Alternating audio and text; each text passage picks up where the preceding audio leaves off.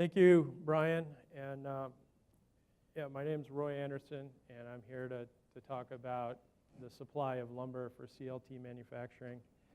But before I do that, I just want to take a real quick second to thank Craig and Arnie and Tom and Stacy, the folks at Forest Business Network, and all of their partners for putting on this conference.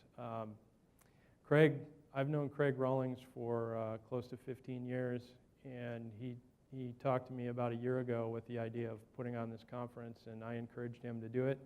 And I'm just amazed that there's, over 500 people have come, and so I think that's great for the future of CLT. I do a lot of consulting with forest products businesses, so I'm very happy that there's potentially a nice new market out there for lumber manufacturers, and I just wanted to start by saying thanks to Craig. The other thing I want to do before I get into my presentation is just give you a quick rundown about the Beck Group. That's a company that I work for. It was started in 1981 by Tom Beck. He's still working at the Beck Group, but he's pretty close to retirement. But he was the founder of the company. We provide consulting and planning services to the forest products industry. We work in a lot of different sectors. Pretty much everything except pulp and paper. And then we also have pretty broad geographic area where we work in, pretty much everywhere in North America, and then once in a while we do overseas projects. And in fact, right now we're working on the planning of a new sawmill down in South America. So we work in a lot of different places, and we're based right here in Portland, Oregon. So that's a quick note about the Beck Group. So like I said, I want to talk about the supply of lumber for making CLT. And really the first point I want to make is just offer you a perspective on how much it costs to make different types of forest products. And that's what this chart shows here. It's the percent of manufacturing cost by different natural expenses. And where it says wood, you should also really just label that as raw material. But where that data comes from is probably what we're best known for at the Beck Group. We do benchmarking studies in different sectors of the forest products industry. And the way those work is that we recruit firms to participate in the study. And once we get, usually it's about a dozen actual plants to agree to be in the study, and they pay us to participate in the study.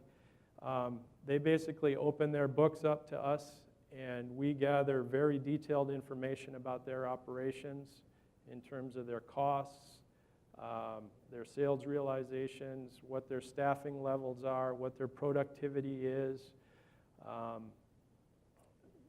Pretty much the thing we say is if you're managing one of those operations and there's something you should be paying attention to, we try and collect that information in our benchmarking studies. We compile all of that information into a report, and then we meet with the top level managers at the different companies, and they can see where they stand relative to all of their competitors. So that's where all this data comes from. It's real numbers from real companies. And I believe it represents, I believe it's a good representation of actual manufacturing costs. The one caveat to that, though, is CLT. We have never done any benchmarking studies in CLT, so that column is just, our estimated buildup of the costs of CLT manufacturing. But as you can see, CLT is second highest in terms of wood as a percentage of your overall manufacturing cost. So the real takeaway on this slide is wood is a big part of your costs, and you better have a pretty good understanding of where it's going to come from and how much it's going to cost you if you're going to be making CLT. Okay, so that's kind of the cost perspective, but then I also want to start digging into the supply of lumber that's out there. And this chart, if you look at the the bottom line there, it shows you the amount of lumber that's been consumed in the United States over the last 10 years. And you can see that back in 2006, it was historically one of the highest years of lumber consumption. 2005 might have been a little higher, but it was about a little over almost 61 billion board feet of lumber consumed. We had the big downturn in the economy, and during 2009, it was basically half the amount of lumber consumed. And for the last few years, we've been going back up. Not quite as fast as a lot of people would like in the forest products industry, but at least we're heading the right direction. So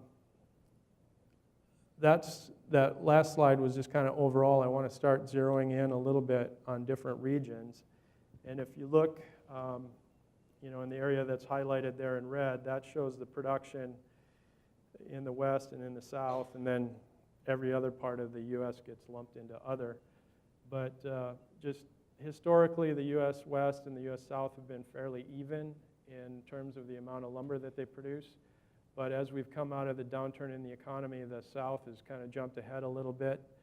I believe there's two reasons for that. One, out here in the West, a lot of the land is more publicly owned, and so competition for logs is fierce because there's not as much timber being harvested from public lands. And so I believe there's some supply constraints. And then in the South, what's happened over about the last 10 years is that there's been a lot of Canadian companies that have bought up smaller sawmills down there that might have been like family-owned operations where they had one or two mills. And these Canadian companies are more heavily capitalized, and I would say take more of a high production approach to running those operations. So I think you're starting to see that there. But the point I want to make about this is that last year the Beck Group did a feasibility study for making CLT panels, and the manufacturing plant that we modeled would consume 24 million board feet of lumber a year, and that was if it was going to be run on a two-shift basis. So if you look at the 14 billion board feet of lumber that was produced in the West,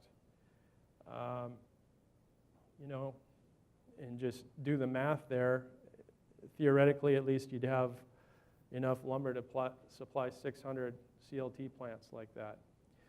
But what I want to do in the rest of the presentation is start digging into the details on that and see if there really is, that massive amount of lumber out there that could be used for making CLT.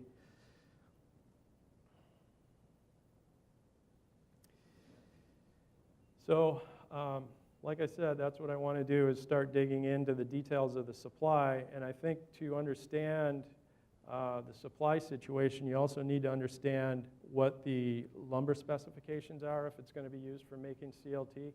So I want to talk about a few of those in terms of the species and the grades, size, and moisture content. So that's what the next few slides are about. First of all, regarding species, and this comes straight out of the American Panel Association, APA. They've developed the specifications for lumber use for CLT. But any softwood species that's recognized by the American Lumber Standards Committee that has a specific gravity of 0.35 or greater is acceptable. And so all of those species you see on the left-hand side are okay for use in CLT manufacturing. The ones on the right-hand side, the specific gravity is too low, so they're not accepted. And then the other thing about species is when you're laying up the CLT panels, you can only use one species per layer. It's okay for the adjacent layers to be different species, but in a given layer, it has to be just one species. Or kind of a nuance on that is when lumber is actually sold, a lot of times it gets lumped into species groups, like Douglas fir and larch is often sold as fir larch, or hemlock and white fir is sold as a species group hem fir. I believe those species groups can be used in a single layer as well. But the point is, you've got some limitations based on species. Then you've got grades to consider. Structural lumber is graded in two ways. One is just visual grading, and that used to be done a lot by humans, but mostly now it's machines that do that. They scan the lumber and assign it to a grade. And then there's also machine grading, where basically the lumber is bent, and then based on its stiffness to the bending, it's assigned a grade. But if you're talking about the parallel layers of a CLT panel, and my next slide shows what I mean by parallel and perpendicular layers, but in the parallel layers, you've got to use a number 2 or better grade lumber if it's visual graded, or if it's machine graded, it's 1200F or better. And then in the perpendicular layers, you can use a lower grade of lumber. It's got to be at least a number 3. Then there's also the issue of lumber sizes. And you can't, in terms of thickness, it can't be any less than 5/8 inch or greater than 2 inches. And then, like I was saying on the previous slide, you can see in this CLT panel, you've got a 3-layer panel, and you've got the two, in the major strength direction there, the parallel terminology. There's also a specification about the ratio of the width of the panel to the thickness of the lumber. And in the parallel direction, it's not quite as strict. The ratio has to be 1.75. But then in the perpendicular direction, it's got to be 3.5. And so I'm not an engineer or an architect or anything like that, but my basic understanding of the reason for that is if you use pieces that are too narrow in this perpendicular layer here, there's a chance that those pieces could kind of roll or shift, and so they need to be wider. So there's that to think about. And this chart here kind of shows the sizes. It lists a lot of different thicknesses and widths of lumber, and the ones highlighted in red are the sizes that you cannot use for CLT manufacturing. So there's some limitations there. And then one last thing, just in regard to specifications, you've got moisture content. I'm sure a lot of you know all about this, but wood shrinks and swells as it dries or gains moisture. And so the specification for CLT is that it has to be dried to 12% moisture content. And that's something that has to be taken into consideration as well. So that's kind of the parameters that you're dealing with if you're going to use lumber to make, if you're looking at your supply of lumber to make CLT. So I wanted to just go through that so everybody understands what those are. And in the next few slides, I'm going to start looking at how much lumber is actually available in light of all of those parameters, and then also when you start thinking about the cost of lumber. So if you think about the CLT manufacturing process, the lumber comes in a unit, and in the one plant that I've been in where it's being made, the major defects are taken out of the lumber at a chop saw, and then the lumber is finger jointed, and so you've got this basically continuous piece of lumber coming out of the finger joiner, but then it's also cut to length again. And just say, for example, you're going to make a 10-foot by 40-foot panel. In the long direction, you need a lot of pieces that are 40 feet long, and then in the cross direction, you need pieces that are 10 feet long. So you have that cut to length, a second cut to length, or a cross-cut operation there. And then you also have some surfacing that happens. But all of that is a linear process, and the bigger the pieces are that are going through that linear process, the more productive you are, and in turn, the lower your costs are. So that's always an important thing to remember in any linear process. And then you get to the part of laying up the panels, and that's what we're showing, and I'm showing in this slide here. You can see here you've got the parallel direction. The long pieces of lumber have already been laid down. This guy's pulling lumber off of a forklift, and it's the perpendicular direction. They're laying down the pieces. But the same thing applies here. Bigger pieces, less layup time, and again, lower cost. So, you know, if you look back over time at the history of lumber prices, that's what I'm showing here. This is the cost in dollars per thousand for kiln-dried Douglas fir in the coast region. And it's for number 2 and better, random length, and it's the price that the sawmill gets at their plant. And you can see there's quite a bit of variability when you look at the different widths of lumber. But if you take the averages over time, there's a fairly significant difference in that 2x8 is consistently the lowest cost width. And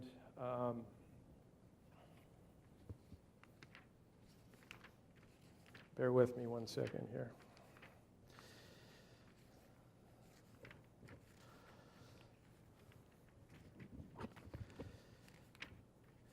There's one point I wanted to make sure I made about that.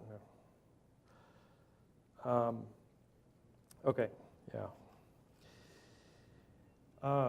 I guess, you know, going back to my original slide when I showed that a little over half of your total manufacturing cost for CLT is the cost of wood, you know, I would argue that you want to make sure you're buying the lowest cost lumber that you can that still meets all of the specifications that I went through. So from here, looking at this data, you know, you would pick 2x8, but then you also have this other issue that I was talking about of if you start using smaller, narrower pieces, your productivity goes down and then your cost goes up. So I guess our conclusion is that kind of the best compromise of all of those things is to try and target 2x8 lumber and aim at that. So with that in mind, again, going back to our benchmarking data, this is from a study that we did of Western Dimension mills in 2013. There was 13 mills in that study, and of all of the lumber that they produced, 11% was 2x8, pretty heavy to 2x4 and 2x6, you know, almost getting close to 70% 2x4 and 2x6, and not as much wides. So 11% of your lumber is 2x8, and then in terms of grades, remember you need number 2 or better, at least for the parallel layers. 49% of the lumber was number 2 and better. So what does that mean in terms of your supply? The average sawmill in our study produced 180 million board feet of lumber a year, and on average, 54% of that lumber was Douglas fir. And I would argue that if you're going to make CLT, you want to keep your manufacturing process as simple as possible, and you would want to try and stick to one species. And so, you know, you could debate that, but just assuming you were targeting one species, if 50% of the volume produced is Douglas fir, then that cuts your 180 million feet down to 97 million board feet. And then if only 11% is 2x8, then you're down to 10.7 million board feet out of that 180. And then of that, if only 49% is number 2 and better, then you're at about 5.2 million board feet out of that 180 that really is perfectly dialed into all of your specifications. So, you know, if going back to the theoretical plant that uses 24 million board feet a year, you'd need to be pretty close to 5 different sawmills to get the perfect material that you're looking for.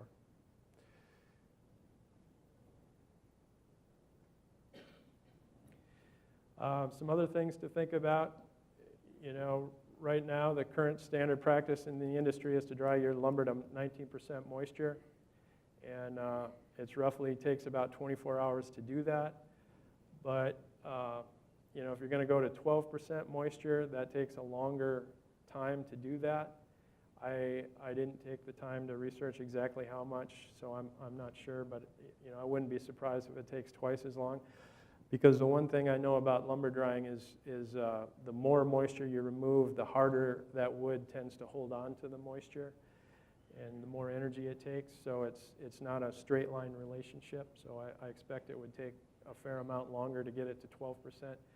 And then it's not true for every sawmill, but for a lot of sawmills, their total productivity is limited to how fast they can get lumber through their kilns. So it's the bottleneck at a lot of sawmills. And if you're talking about a new market where you have to slow down to take more time to dry lumber, that could be a problem.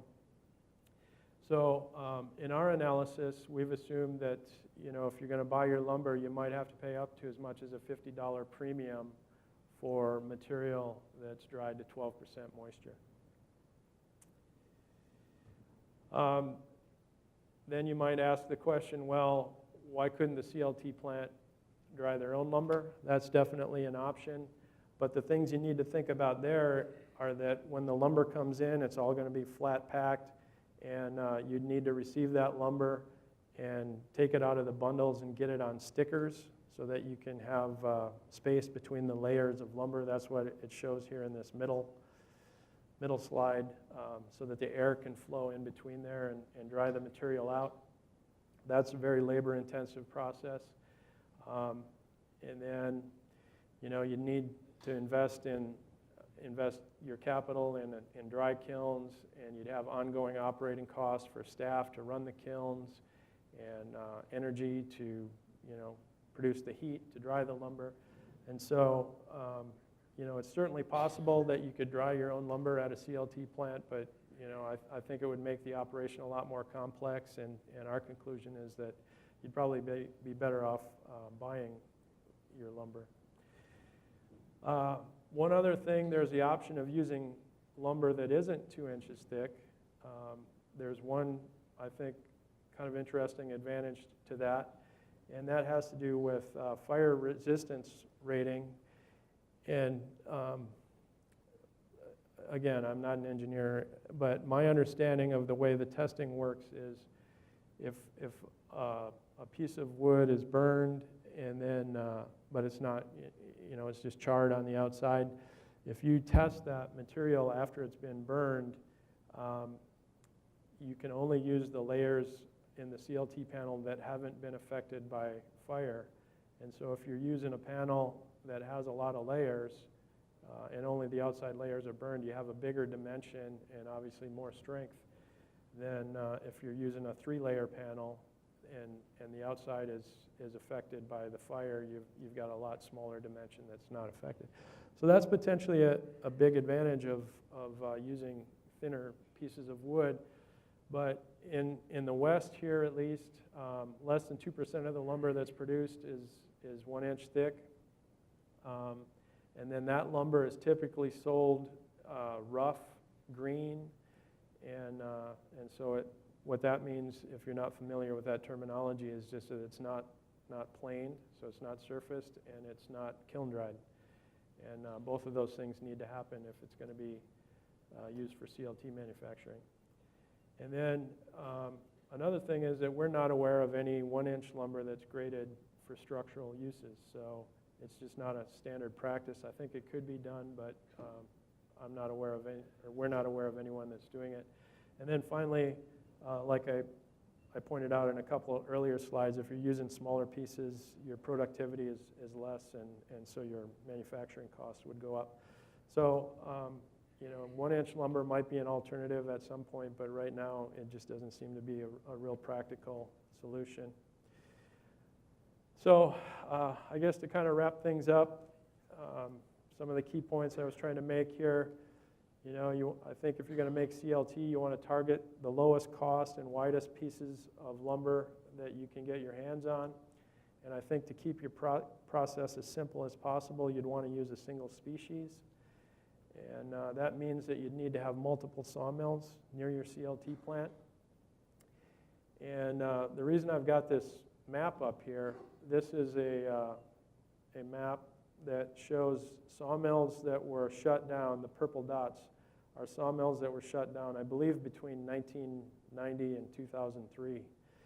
So if you added all the mills that have been shut down since 2003, there'd be a lot more dots on there. But the point is, you'd want to do a lot of analysis and a lot of planning to make sure you site your plant near some mills that you believe are going to be around for the long term and viable. And then some of the other points, there's some unknowns about the ability and cost of drying lumber to 12% moisture.